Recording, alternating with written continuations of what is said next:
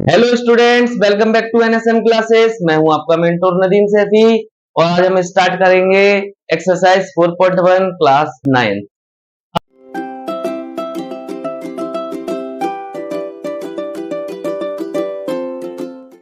4.1 के लिए चैप्टर 4 में हमें पहले इसके नाम को समझते हैं। नाम में क्या है?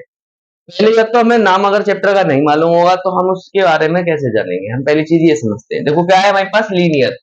लीनियर का मतलब वो होता है जिसकी पावर क्या हो, 1 हो। ऐसी इक्वेशन जिसकी पावर क्या हो, 1 हो, इनटू 2 वेरिएबल। और वेरिएबल क्या होते हैं? जहां पर हमारे पास कोई 2 वेरिएबल हो। तो पहले हम वेरिएबल और कांस्टेंट के बारे में जानते हैं। यहाँ पर तो 2 वेरिएबल हमारे पास क्या होता है, ए से लेकर जेड तक अगर कोई भी चीज, अगर हमारा अल्फाबेट लिखा हुआ है तो वो क्या होगा, हमारा उसका वेरिएबल होगा। कांस्टेंट का मतलब क्या होता है? कांस्टेंट का मतलब होता है अगर कोई भी वैल्यू, कांस्टेंट का मतलब होता है काउंटिंग्स जितनी भी होती हैं, मतलब जितनी भी हमारे पास गिनतियां होती हैं वो हमारे पास क्या होती है, सारी की सारी हमारी कांस्टेंट होती है। तो कांस्टेंट और वेरिएबल के बारे में क्लियर है। और हमारे पास एक ऐसी इक्वेशन जिसमें 2 वेरिएबल आ रहे हो, तो 2 वेरिएबल ले लेते हैं। जैसे मानो एक्स वाई ले लिया हमने, ये फेवरेट होता है, बचपन से पढ़ते आते हैं। एक्स और वाई को ए और बी भी ले सकते हो, पी क्यू भी ले सकते हो, कुछ भी ले सकते हो, मतलब 2 वेरिएबल होने चाहिए। और पावर कितनी होनी चाहिए? 1 होनी चाहिए। तो पावर इनकी क्या है? 1 है। इसको हम लिखते नहीं है, दिखाते नहीं है, सिर्फ लिखी जाती है। अभी ये इक्वेशन अधूरी सी है तो इसके साथ एक कांस्टेंट का मिलना बहुत जरूरी है। तो एक कांस्टेंट हमने ले लिया, तो इस इक्वेशन को हम कहते हैं लीनियर इक्वेशन इनटू 2 वेरिएबल्स। ऐसे 2 वेरिएबल्स के साथ में एक लीनियर इक्वेशन का बनना, इसको कहते हैं, ये है हमारा चैप्टर का बेस। इसके अलावा इस चैप्टर में हमें पढ़ना क्या है, इस चीज को समझते हैं। इसमें हमें हर एक क्वेश्चन को a x plus b y, यहाँ पर a x plus b y plus c equal to 0 की फॉर्म में बनाना है। मतलब हमें इधर की साइड में, राइट हैंड साइड में 0 लाना है हर हाल में। इस बात का ध्यान रखेंगे हम विशेष रूप से कि यहाँ पर हमको क्या लाना है, 0 को लाना है जरूर। ठीक है। यहाँ पर फिर हमको ए बी सी की वैल्यू भी लिखनी है। यहाँ ए की वैल्यू लिखनी है, बी की वैल्यू लिखनी है एंड सी की वैल्यू लिखनी है। तो हमें ये वैल्यूज को भी लिखना है। वो बात की बात है जब मैं इक्वेशंस बताऊंगा। जैसे मानो एक एग्जांपल ले लेते हैं। जैसे मानो हमारे पास 2x plus 3y equal to 5 है। इक्वल टू में 5 है, मैंने क्या बताया, इक्वल टू में क्या लाना है, 0 लाना है। 5 को इधर लेकर आएंगे, 5 प्लस का इधर आगे क्या हो जाएगा, माइनस का हो जाएगा। बराबर में क्या पहुंच गया, 0। यहां से हम एबीसी की वैल्यू लिखेंगे। ए की वैल्यू कितनी आ जाएगी, 2। क्यों आ जाएगी? क्योंकि वो एक्स के साथ है। एक्स के साथ कुछ भी होगा वो हमारा ए होगा। बाई के साथ जो भी होगा वो हमारे पास बी होगा। बाई के साथ क्या है, हमारे पास 3 है तो ये हमारे पास बी होगा। इसके अलावा सी हमारे पास क्या होता है, c is a constant. Constant value जिसके साथ ना तो एक्स हो ना बाई हो, ऐसी वैल्यू को हम क्या कहते हैं, सी कहते हैं। ये हमारे पास सी की वैल्यू होगी। तो ये हमारे पास हर एक क्वेश्चन को इसी अंदाज में हमें इसी तरीके से लिखना है। फटाफट से इसका स्क्रीनशॉट ले लेते हैं, अपनी एक्सरसाइज 4.1 को स्टार्ट करते हैं। बहुत छोटी सी एक्सरसाइज है, 7-8 क्वेश्चन है, फटाफट से करते हैं उनको कंप्लीट।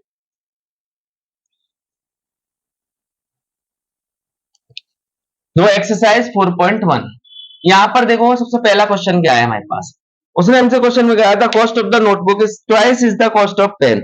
मतलब जो नोटबुक की कॉस्ट है वो पेन की कॉस्ट से कितनी है, दुगनी है। तो हम पहले पहले हम क्या मान लेते हैं, let cost of pen, pen की कॉस्ट मान लेते हैं। कितनी मान लेते हैं, एक्स मान ली। ठीक है स्टूडेंट्स। और हम इसमें नोटबुक की कॉस्ट क्या मानते हैं, बाई मान लेते हैं। और नोटबुक कॉस्ट हमने क्या मान ली, हमने मान ली बाई। अब उसने क्या कहा है कि इसकी कॉस्ट से इसकी कॉस्ट कितनी है, दुगनी है। तो पहले हम क्वेश्चन को पढ़ते हैं। Right the linear equation into 2 variable represent this statement. हमें इस स्टेटमेंट के हिसाब से इसको लीनियर इक्वेशन इनटू 2 वेरिएबल में कन्वर्ट करना है। तो पहले हम क्या करेंगे, उसने क्या कहा हमसे कि x की दुगनी है हमारी बाई। मतलब जो पेन की कॉस्ट है उससे नोटबुक की कॉस्ट क्या है, जस्ट दुगनी है। अब मैंने क्या बताया था, यहाँ पर इक्वल टू में हमें 0 लाना है। कैसे भी लेकर आओ, इसको इधर लेकर आएंगे तो वहां 0 आ जाएगा। तो x माइनस 2y बराबर क्या आ जाएगा, 0 आ जाएगा। ये हमारे पास क्या बन गई, लीनियर इक्वेशन बन गई। अब उसने क्या कहा है, हमें a b c की वैल्यू भी लिखनी है। तो इसके रिप्रेजेंटेशन भी कर लेते हैं। a बराबर हमारे पास क्या आएगा, 1 आएगा, क्योंकि x के साथ कुछ नहीं दे रखा है। कुछ दे रखा होता तो हम लिखते जरूर। b बराबर हमको क्या दे रखा है, माइनस के 2 दे रखा है। एंड c बराबर हमको कुछ नहीं दे रखा है, 0 दे रखा है। तो c को हम 0 लिख देंगे। ये हमारा क्वेश्चन नंबर फर्स्ट बन गया। फटाफट से इसका स्क्रीनशॉट लेते हैं। क्वेश्चन नंबर सेकंड करेंगे। हमारे पास क्या है, hello students, question number second पर चलते हैं। क्या है हमारे पास question number second? Question number second है हमारे पास 2x plus 3y, 2x plus 3y बराबर में 0.9, वो सॉरी 9.35। 9.35 का बार। अब देखो हमें इनसे कोई मतलब नहीं है, बार आर इनसे हमें कोई मतलब नहीं है, बस हमें क्या मतलब है, हमें रिप्रेजेंटेशन किस में करनी है, ए एक्स प्लस बी वाई बराबर वो प्लस सी बराबर जीरो में करनी है, मतलब हमें यहाँ पर जीरो लाना है।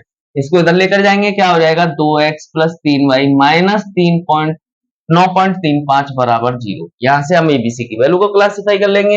ए बराबर कितना हो जाएगा, 2 हो जाएगा, बी बराबर कितना हो जाएगा, 3 हो जाएगा, एंड सी बराबर माइनस के 9.35 हो जाएगा। अब देखो यहाँ पर बस हमको इसी चीज को समझना है, एक्स के साथ की वैल्यू को ए मानेंगे, वाई के साथ की वैल्यू को बी मानेंगे, एंड कांस्टेंट वैल्यू को सी मानेंगे। इस बात का ध्यान रखते हुए चलेंगे।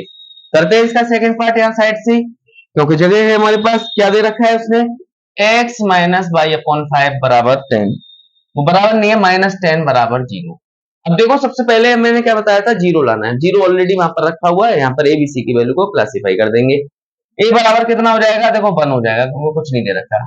बी बराबर यहाँ पर बड़ी दिक्कत करते हैं बच्चे, कोई दिक्कत नहीं लेनी, बाई को हटा दो, सिर्फ बाई की जगह पर 1 लगा दो, यहाँ पर -1/5 हो जाएगा, ये बी की वैल्यू हो गई, एंड सी की वैल्यू -10 हो गई, ये हमारे पास सी की वैल्यू थी। बहुत आसान था इनको लिखना, कोई दिक्कत नहीं आ रही होगी। थर्ड पार्ट देखते हैं इसका, थर्ड पार्ट क्या है हमारे पास, थर्ड पार्ट है -2x plus 3y, -2x plus 3y बराबर 6। ये हमको, इसको हम 6 को इधर लेकर आएंगे, क्या हो जाएगा, देखो -2x प्लस 3y माइनस 6 बराबर 0। यहां से एबीसी की वैल्यू लिखेंगे, ए बराबर कितना हो जाएगा, -2, बी बराबर कितना हो जाएगा 3, एंड सी बराबर कितना हो जाएगा, -6।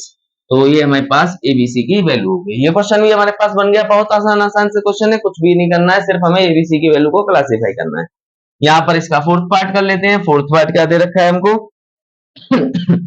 x बराबर 3y। अब देखो बिल्कुल अभी पहले वाले क्वेश्चन की तरह बन गया, यहाँ जीरो लाना है, इसको इधर लेकर आएंगे, क्या हो जाएगा, x माइनस 3y बराबर 0। तो a की वैल्यू कितनी हो जाएगी, 1 हो जाएगी, b की वैल्यू कितनी हो जाएगी, -3 हो जाएगी, और c की वैल्यू हमारे पास नहीं दे रखी, तो c की 0 हो जाएगी। फटाफट से इस क्वेश्चन का भी स्क्रीनशॉट लेते हैं, फिर हमारे 4 पार्ट और बचे हैं, उनको भी फटाफट से कर लेते हैं, तो हमारी एक्सरसाइज फिनिश हो जाएगी। फटाफट से इसका स्क्रीनशॉट लीजिए। क्वेश्चन नंबर इसका सेकंड का फिफ्थ पार्ट करते हैं यहाँ पर।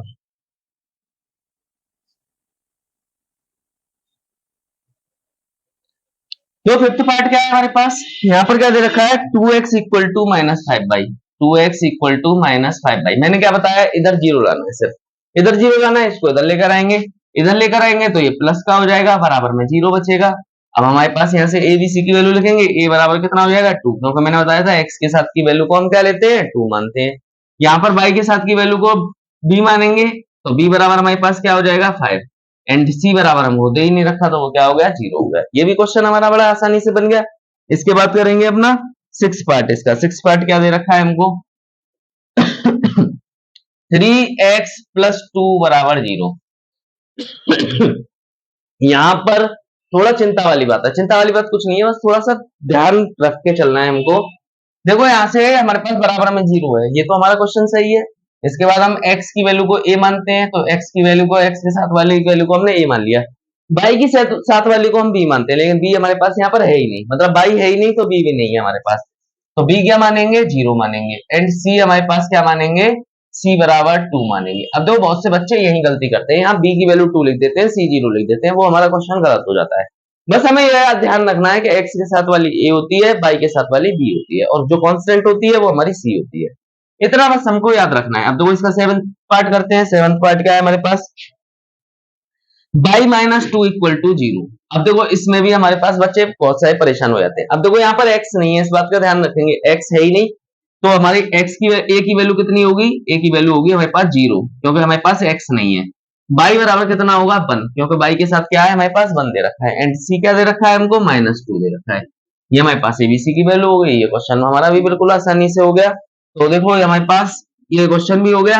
इसके बाद हम करेंगे अपना लास्ट पार्ट। इसका एट्थ पार्ट क्या दे रखा है, 5 इक्वल टू 2x। तो एट्थ पार्ट देखो थोड़ा सा और कॉम्प्लिकेटेड दे दिया है, 5 इक्वल टू 2x। मैंने तुम्हें जो बताया बस उसी चीज को याद रखो, बस हमें बराबर में जीरो लाना है, बराबर में जीरो लाएंगे, इसको उधर लेकर आएंगे, क्या हो जाएगा 5 माइनस 2x बराबर 0। ये हो जाएगा। यहां से हम a की वैल्यू लिखेंगे, a बराबर कितना हो जाएगा, -2 हो जाएगा, क्योंकि x वाली साथ को हम a की वैल्यू लिखते हैं।